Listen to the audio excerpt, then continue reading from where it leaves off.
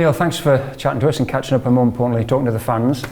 Difficult times for us all at the moment with COVID, and unfortunately that looks as though it's around here for a while, still to stay. What are the sort of challenges that the club and the team are facing, and how are you tackling those in an ongoing basis? Well, I think we remain positive. We remain solution focused, but there's no doubt about it that we're still in the middle of a pandemic. We have challenges from an economic point of view.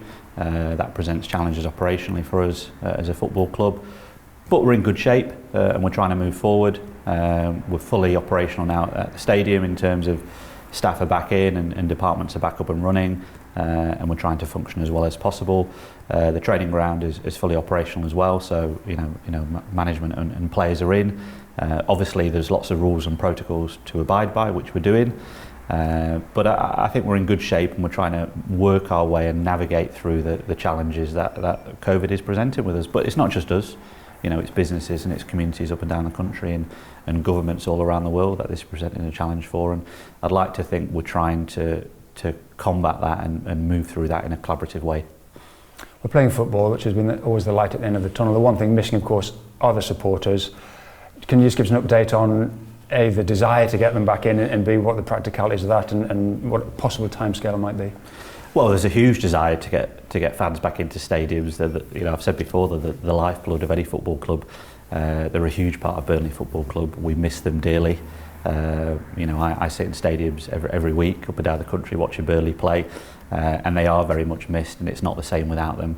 We're working very hard behind the scenes. We had an initial date of 1st of October, which was pushed back by government, so that was disappointing for us, but we've had to react to that and respond to that in a positive way. Discussions are ongoing with the 20 Premier League clubs, with the Premier League and the DCMS, and in turn Whitehall, around what do we need to do to get supporters back in grounds, and can we do that sooner rather than later. So pressure is being applied in an appropriate way. It's not an easy task for us, but rest assured we are doing everything we can to get supporters back into grounds, and we're hoping we can do that sooner rather than later, albeit with a reduced occupancy level, but that's a start. Matchday revenues inevitably have been massively hit. Can you give us an insight into how testing a time it is financially for the club, because it is a very well-run club, but inevitably incomes have been hit? Yeah, I mean the board and my predecessors and Sean have always done a fabulous job in terms of protecting the club finances, and the club's always been run very prudently and very responsibly from a finance point of view. That continues, and it's more important now than ever. There's no doubt this club is experiencing huge losses, running into tens of millions, and that's a challenge we're navigating our way through. The matchday losses is significant as well. We've had sponsorship losses as well. We've had a rebate to deal with as well around TV money, so that has pulled into tens of millions. So that is a huge challenge for us, but we're mindful it's not just us, it's every club up and down the country. It's hit some clubs harder than others, it's businesses up and down the country, so we're all feeling it. But as I said at the top of this interview, we remain solution focused, we remain positive, and we're trying to navigate our way through that. An issue that came up recently was the pay-per-view issue on top of the sort of broadcast package at the moment. A bit of criticism across the country from fans in particular, having to potentially pay an extra £14.95 to watch games. Can you just give us insight into how that sort of came about, the rationale behind it, and it wasn't just a figure plucked out the air, and it is trying to keep everybody happy? Yeah, I won't dress it up. It was the best of a bad option list, really. We felt it was important to put the games onto the broadcast networks. The price was set by the broadcasters. It was either that option or we don't have the games broadcasted, and we felt that was the better option to do that. And let me stress, Burnley fans have a choice. You can choose to pay for it or you can choose not to. As a Burnley fan, would I pay for it? Yeah, I probably would. I would pay for it to watch my team, but that's down to the individuals to choose that. At least you have the option. I will make a point that £14.95, although there's initial outrage at that, or certainly some criticism, it's cheaper than buying a ticket. And as a family group, you can buy the pay-per-view package and you can watch the game.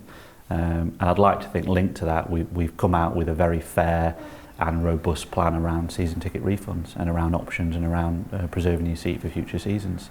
So I think all of that linking together, I think we've been fair and we've been quite open with fans about our policy around that. And just to final on that, it wasn't a Burnley Football Club decision. I know we're part of the Premier League, so we decided together. It had to be a collaborative decision with broadcasters and with clubs. And with it was presented to clubs by the Premier League off the back of discussions with broadcasters, and we felt it was the best option that was presented to us, and it gives people a choice. And you can choose to do it or you can choose not to do it. And either way is okay.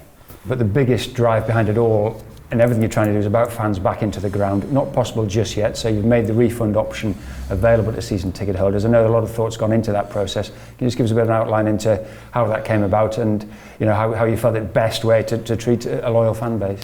Yeah, I mean, I'd like to think we've been fair with supporters with regards to our policy around season tickets and refunds. I think from me as the club chief executive, I want to do the right thing by fans. I think that's the first thing on my mind. Any staff member here would tell you that. That's the top of my agenda when I'm sitting down talking around season ticket holders and refunds and fan engagement. I think the process is clear. I think we want to get fans back in the stadium. The fact that the 1st of October, which was the initial target in terms of returning fans, and we were gearing up for the Tottenham game next weekend to do that on a reduced occupancy, the government then changed their policy and kicked the 1st of October date into 2021. We then regrouped as a collective within the club. We reached out to our supporters groups to have that discussion with them, and we came up with a strategy which sees us being able to refund supporters. They can retain their seat for 21-22 season, which I think is really good. They can leave their money on account. They can use that for future spend. They can stop their direct debit midpoint, and we'll look at picking that up at a later date. Those that retain the product and keep their money on account, they'll then be entered into a ballot, which, let's be frank and honest, will be oversubscribed anyway, so we'll have to do that in a fair way. And the ballot process will allow supporters to access the ground, hopefully this season, on a reduced occupancy level. So I'd like to think we've been fair. We've had to put a line in the sand. We have to deliver a policy. I'm empathetic to everybody. I know it doesn't suit everybody, but I like to think we've been fair and clear in the way we've set that out. Yes, some have just queried the fact that those that have taken a refund wouldn't then go into a ballot, but as you say, it is a balance and it's trying to be fair.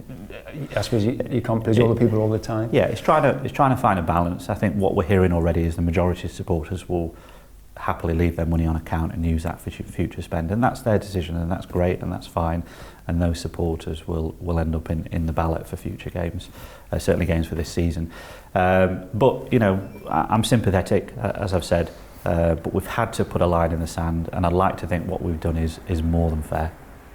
I know another issue that supporters are thinking about is a potential takeover, which has rumbled away in the background, covered by the media. Again, as a club, there's certain guidelines we can and can't talk about. Can you give us any update on what might be happening there? What I can say is it's no secret that the chairman, the club have been looking for external investment in the club. That is an ongoing process, and as and when we're able to communicate to supporters and stakeholders that process has come to a conclusion, we will do that. It's not been a very active transfer window in terms of players coming in. But how do you view the sort of overall picture of where the playing strength is at as we reach the end of the second deadline? Yeah, well, I'm a very positive person and I like to have a positive outlook on things. And my assessment of that is all is not lost. I think our priority this window was to retain some of our main assets. We've done that. We've exercised an extension on Ben Mee. Ashley Westwood has signed a new deal. We've retained James Tarkowski's services, which I think is critical for the team. Dwight McNeil has now signed a new deal, and there is a plan in place to look at other players where deals are coming to an end, and that process is ongoing. So I think that is a huge plus. I think if you could have said to any Burnley fan, or said to me, or said to the chairman, we're going to finish the window and retain the services of all those players, would have all taken that. That is as good as bringing in any new players, in my view. Let's not forget we have a fantastic manager who's always delivered for us. We have a great group of players who again always have delivered for us, and we have every faith in them continuing to do that. And it doesn't rule out future investment when situations change going forward, be it January, the summer or whenever? Absolutely not. I would envisage we would have a relatively active January and next summer window. And that's across the club, I understand, in terms of infrastructure and all things. Things not grinding to a halt by any means, are they? There are still plans to invest in the club, aren't there? Absolutely. I think we have to keep looking to move things forward. We have to keep looking to improve. We've got a number of things in the pipeline which we would hope to activate prior to supporters coming back into the ground, so they can see some changes. And obviously we have to react to COVID and the protocols around that. So they are going to see some changes when they come back to the stadium, and I'll talk to you a bit about that in due course, probably later in the year, Pete. How would you sort of gauge the health of the club at this moment in time? Unfortunately, the health of the country isn't great, and in very, very trying times, totally unprecedented for a club and for yourself as a new chief exec and all the staff here and all the playing staff. You know, as you say, you're a positive person. It's not all gloom and doom. How do you see the big picture? Well, there's no doubt we've got challenges, but we face those challenges head on. We work in a collaborative way, and we will navigate ourselves through those challenges, and I'm sure we'll come out of that in a positive position. I still think we've got a good 6 months plus ahead of challenges that COVID will present us with, and that will go into 2021. But we've come a long way, you know, and you know, you said I'm a new chief executive. I've been in post over 6 months now. It feels like I've been here 6 years as the club chief executive, not to mention the community CEO before that. So very well settled. You know, we've got a fantastic group of staff who are very committed to what we're doing, and we've got some real good expertise across the club on the football side and non-football side, and I'm confident this club will continue to prosper. And we're looking forward to playing football again. It feels a long time, but we'll go to West Brom on Monday night, and here we go again. We do. Let's see. Thanks so much, Neil. Thanks, Appreciate it.